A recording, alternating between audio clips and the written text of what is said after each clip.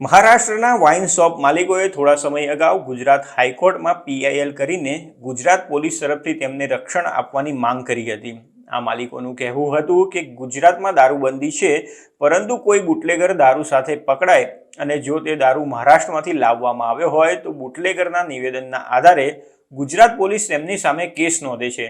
તેથી તેમણે હાઈકોર્ટમાં આ અંગે અરજી કરી હતી કે મહારાષ્ટ્રના વાઇન શોપ માલિકોએ ગુજરાત હાઈકોર્ટ તરફથી દારૂબંધીના કાયદાના ઉલ્લંઘનના કેસોમાં ગુજરાત પોલીસની કાર્યવાહી સામે કોઈ જ રાહત મળી નથી।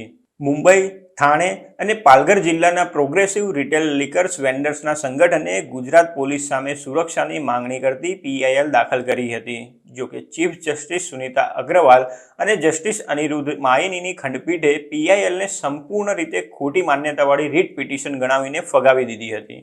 ન્યાયાધીશોએ જણાવ્યું હતું કે ગુજરાત પોલીસ દ્વારા કોઈ ખાસ કાર્યવાહી પડકાર હેઠળ નથી અને એસોસિએશન ગુજરાત પોલીસને કાયદાના ભંગ માટે કોઈ પગલાં ન લેવાનો નિર્દેશ માંગી શકે નહીં।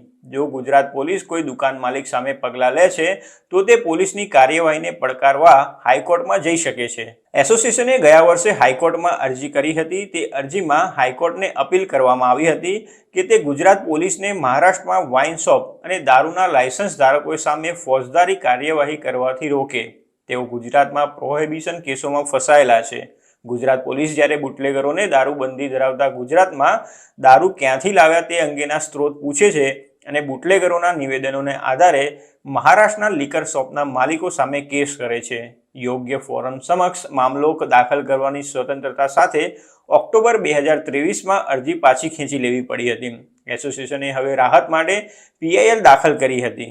એસોસિએશને દલીલ કરી હતી કે મહારાષ્ટ્રમાં દારૂની દુકાનોને ત્યાં પ્રવર્તતા પ્રતિબંધિત કાયદા અનુસાર દારૂ વેચવાની પરવાનગી છે। દારૂબંધીના કાયદાના કોઈપણ ભંગના કિસ્સામાં મહારાષ્ટ્રમાં પોલીસે આબકારી વિભાગને જાણ કરવી જરૂરી છે, જે ગેરરીતિ કરનાર વાઇન શોપ અથવા તો લાયસન્સ ધારક સામે કાર્યવાહી કરે તેવું માનવામાં આવે છે।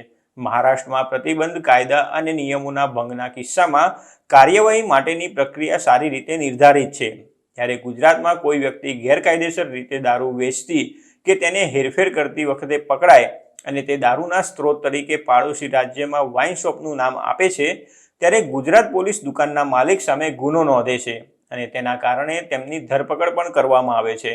જો કે ગુજરાત હાઈકોર્ટે તેમની પીઆઈએલને ફગાવી દીધી છે।